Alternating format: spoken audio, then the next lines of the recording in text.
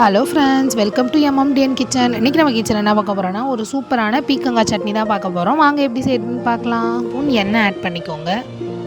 ஒரு கைப்பொடி அளவுக்கு முழு உளுந்து சேர்த்துக்கோங்க. இப்போ இது கூடவே ஒரு கைப்பொடி அளவு கடலைப்பயிறு சேர்த்துக்கோங்க. தீயாத அளவுக்கு அடுப்பு சிம்மிலே வச்சு நல்லா வதக்கி விட்டுக்கோங்க. இப்போ அது கூடவே உங்கள் காரத்துக்கு ஏற்ற மாதிரி காஞ்ச மிளகா சேர்த்துக்கோங்க. அப்படி இல்லைன்னா ஒரு 3 இல்லை 4 சேர்த்துக்கோங்க. சேர்த்துட்டு நல்லா வதக்கி விட்டுக்கலாம்.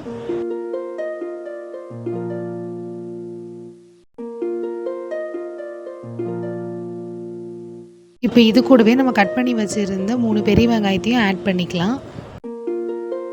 பெரிய வெங்காயத்தை சேர்த்துட்டு நல்லா வதக்கி விட்டுக்கோங்க. உங்களுக்கு இன்னும் டேஸ்ட் அதிகமாக ஆகணுன்னா நீங்கள் சின்ன வெங்காயம் கூட ஆட் பண்ணிக்கலாம். அப்போ இன்னும் டேஸ்ட் அதிகமாக கொடுக்கும்.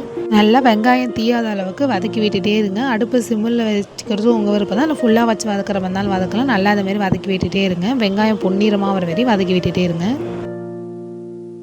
இப்போது இந்த அளவுக்கு வெங்காயம் வதங்கினோடனே நம்ம எடுத்து வச்சுருந்தா பச்சை மிளகாவே இதில் சேர்த்துக்கலாம். நம்ம காஞ்ச மிளகா ஏற்கனவே சேர்த்துருக்கோம். அதனால் தேவையான அளவுக்கு மட்டும் பச்சை மிளகா ஆட் பண்ணிக்கோங்க. பச்சை மிளகா ஆட் பண்ணால் இன்னுமே கொஞ்சம் டேஸ்ட் கொடுக்கும். அதுக்காக தான் ஆட் பண்ணுறோம். பச்சை மிளகா ஆட் பண்ணிட்டு நல்லா வதக்கி விட்டுக்கோங்க.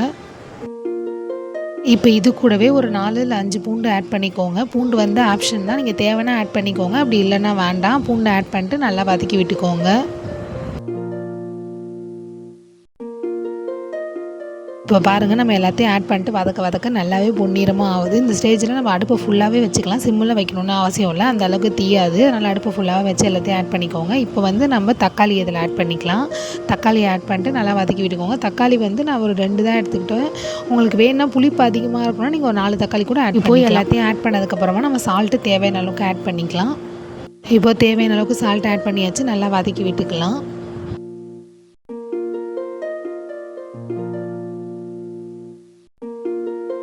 கருவேப்பிலை வந்து ஒரு 2 கொத்து உருவி கழுவி சுத்தம் பண்ணி வச்சுட்டு இதில் ஆட் பண்ணிக்கோங்க. ஆட் பண்ணிட்டு நல்லா வதக்கி விட்டுக்கோங்க. இப்போ நம்ம கழுவி சுத்தம் பண்ணி வச்சுருந்த பீக்கங்காவை அதில் ஆட் பண்ணிக்கலாம். பீக்கங்காய் வந்து உங்களுக்கு தேவையான அளவுக்கு தான் ஆட் பண்ணிக்கோங்க. நீங்கள் வேணும்னா தோலோட கூட சேர்த்துக்கலாம். நாங்கள் வந்து தோலை சீவிட்டு தான் ஆட் பண்ணியிருக்கோம். உங்களுக்கு எப்படி விருப்பமோ அப்படி சேர்த்துக்கோங்க. பீக்கங்காய் சேர்த்துட்டு அது வெங்காயம் தக்காளி கூட மிக்ஸ் ஆகிற அளவுக்கு நல்லா வதக்கி விட்டுக்கோங்க.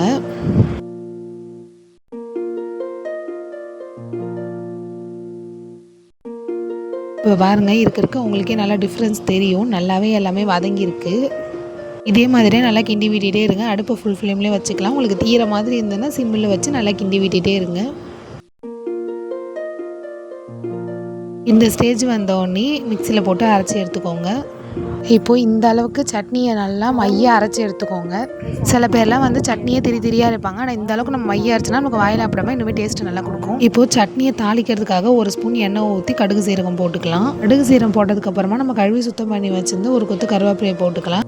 இப்போ அவ்வளோதான், நம்ம சட்னியை தாளிச்சாச்சு. நம்ம சூப்பரான சட்னி ரெடி ஆகிடுச்சு. நீங்களும் இந்தமாரி ஒரு வாட்டி வீட்டில் சட்னியை ட்ரை பண்ணி பாருங்கள். எப்போவுமே ஒரேமாரி சட்னியாக இருக்காமல் இந்த வாட்டி இப்போ டிஃப்ரெண்ட்டாக ட்ரை பண்ணி பாருங்கள். எல்லாருக்குமே ரொம்ப பிடிக்கும்.